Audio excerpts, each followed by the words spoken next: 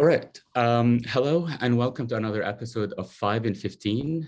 5 in 15 is exactly what it sounds. We ask 5 questions that we hope we can answer in 15 minutes with scholars that are doing exciting work that you basically need to know.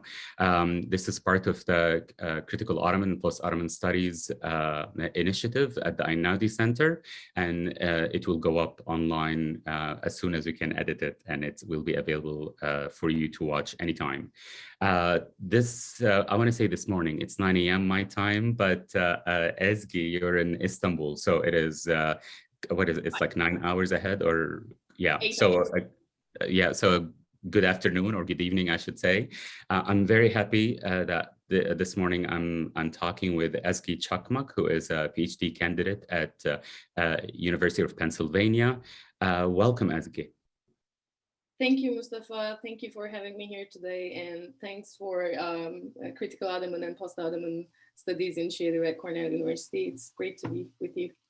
Oh, it's absolutely our pleasure. I'm going to ask you 5 questions, basically I'm going to read off the page in front of me because I want to make sure that the questions that we ask for every single person are exactly the same. So so forgive me while I look at my screen. So here we go. This is the first question. Who are you? How do you define yourself as a scholar and as a person, and how does that impact your work? A very big question. Very big question, but important, I guess. Thank you. Who I am Ezgi Cakmak, a PhD candidate at University of Pennsylvania, from Istanbul, born and raised. And I went to Bogazici University Sociology Department for undergraduate studies. And then I stayed there for my master's studies in the very same department. And then the work I pursued for my master's studies, the work project was actually the main cause for me to change my field to history and Africana studies, where I currently pursue my doctoral studies. And on how my personal definition impacted my work is a really big and important question for me, because my history is so intertwined, like my personal family history and what I do is totally intertwined. So both my personal history and academic journey so far have shaped around one concept, which is silence. And I read silence as a moment or collective of moments that stand for quote unquote power. Therefore, the silences are embedded in hidden histories of violence and multiple types of inequalities. So tracing the silences actively in a way to uncover them and voice up what's behind them has been my main motivation. Again, both for my personal family history and my academic history. The first silence I encountered was regarding the African migrants. It was really early 2008 or 9 when I was an undergrad. I watched a documentary regarding international migrants.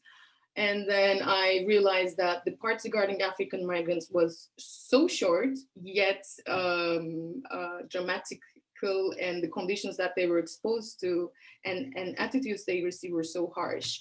And then I started to question why the experience of African migrants in Istanbul have shaped differently from the ones of Iraqi migrants or Afghani migrants.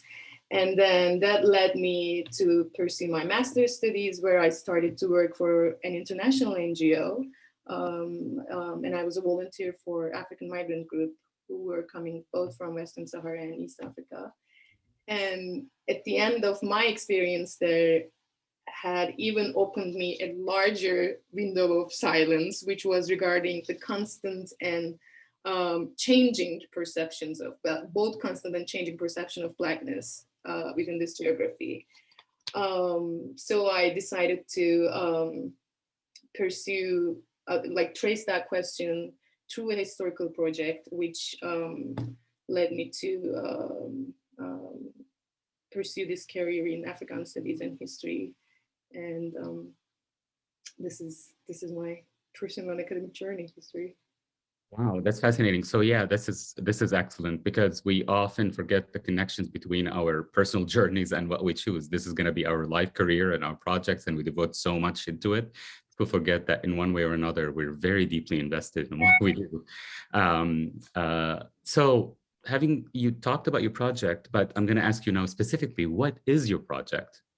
Yeah, sure. My project explores the legacy of African slavery in the late Ottoman Empire and traces its impact on the ideas of citizenship and race in early Turkish Republic.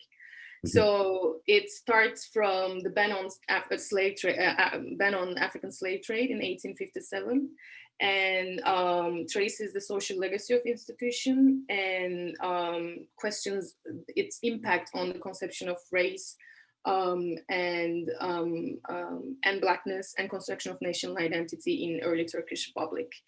Um, what I argue broadly was that the connotation of Africans and blackness with slavery evolved into a nostalgia inherited from the imperial past in the early Turkish Mhm. Republic. So blackness itself became a reminder of imperial past in early Turkish Republic, and it was so contradictory to the discursive and visual premises of the early nation state, whose modernization project was really much embedded in racial homogeneous nation.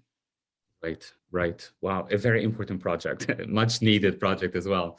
Yeah. Um, So, how did you do it? How did you go about doing research? What are your archives? What are your sources?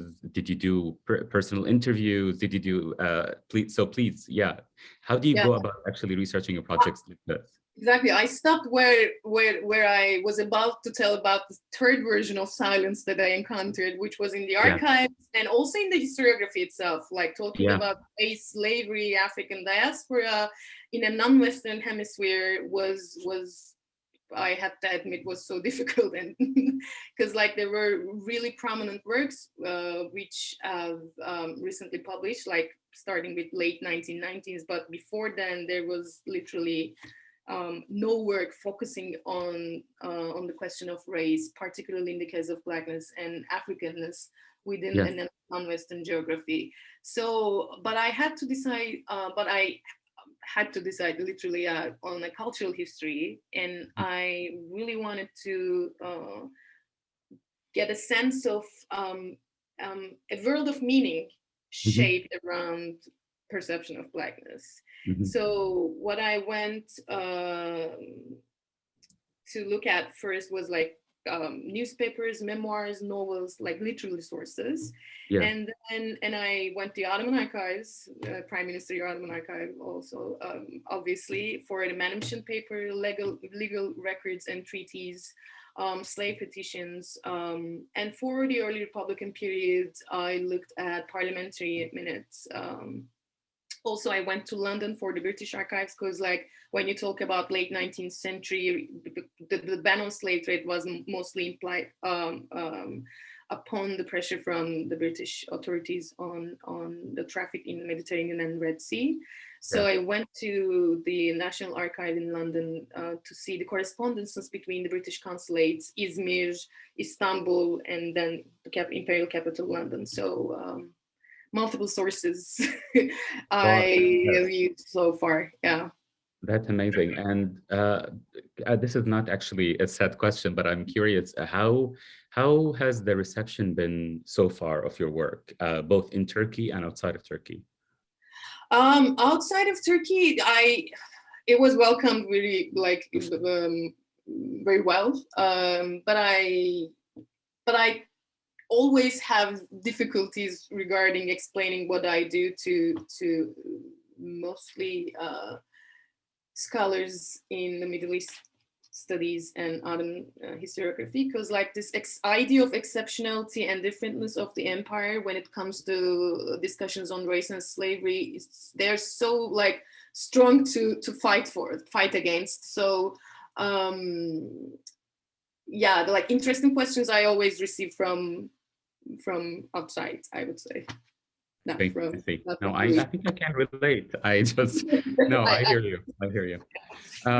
So my understanding is you're almost there, towards the end of the dissertation. I'm really, really excited to actually read the final product whenever you're ready to share it. But I want to ask, basically, uh, at this point, what do you see the impact of the dissertation and then hopefully the book for your field? And really the wide beyond your field, so beyond Ottoman history, beyond Middle Eastern history. How do you see the impact of what you're doing? How do you see it changing the field, particularly when it comes to the question of race, racism, and blackness?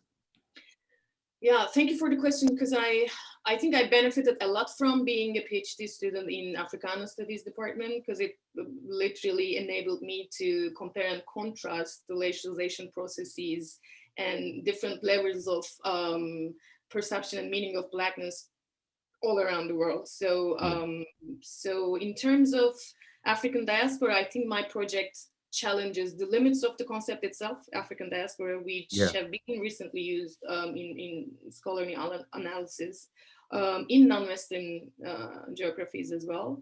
So I think it challenges the limits of diaspora, African diaspora studies, whose main object of area have been like Caribbean, the Latin America, and United States so far. So I think geographical wise, it's going to be a challenge for African diaspora studies. I started with that, and for the Ottoman studies and Middle Eastern historiography, I think it proposes again, related to my first answer, rereading of well-served assumptions regarding the concept of race, slavery, diaspora being the products of Western Hemisphere. So they are not seen as the products of the region's historiography and its cultural and social processes, but rather a foreign element coming to the studies. And scholars who have been working on slavery and racial formation have been, I would say, accused of projecting the Western ideas of race, particularly about blackness, to this Middle Eastern geography. So I would say it's gonna challenge the exceptionality of Ottoman Empire in a race and slavery, through a race and slavery window, and then propose a rereading of racial formation and identity formation within the geography. Fabulous, thank you. So we're almost at the end, but before I let you go, I want to know, I'm sure at this point you have a sense of what is your next project. What do you see your next project as being? Honestly, like first I would like to be done with the dissertation. I hear you. No, I understand. A good dissertation is a done dissertation. I completely get it. Yes. Which is so soon, coming with a degree, hopefully with a job. So these are my first really near future projects.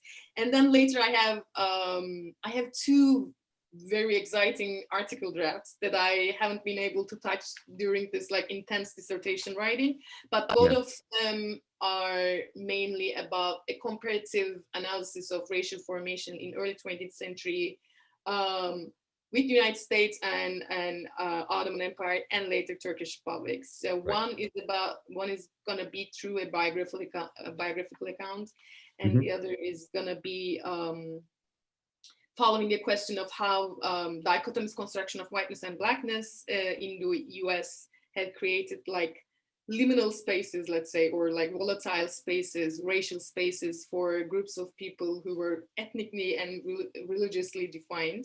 Yet those affiliations have been vocabularized more racially.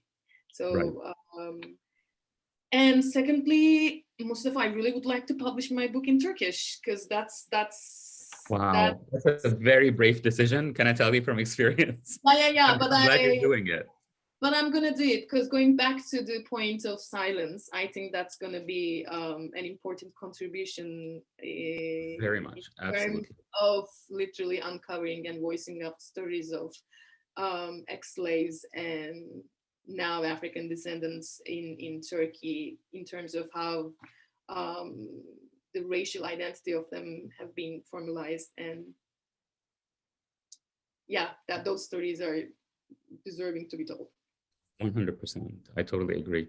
Thank you so much, Ezgi. This is very exciting. I'm really, really looking forward to reading stuff once when they're published or once you're ready to share them with the rest of us. But I really appreciate you taking the time to talk to us today. Thank you. Thank you so much, Mostafa.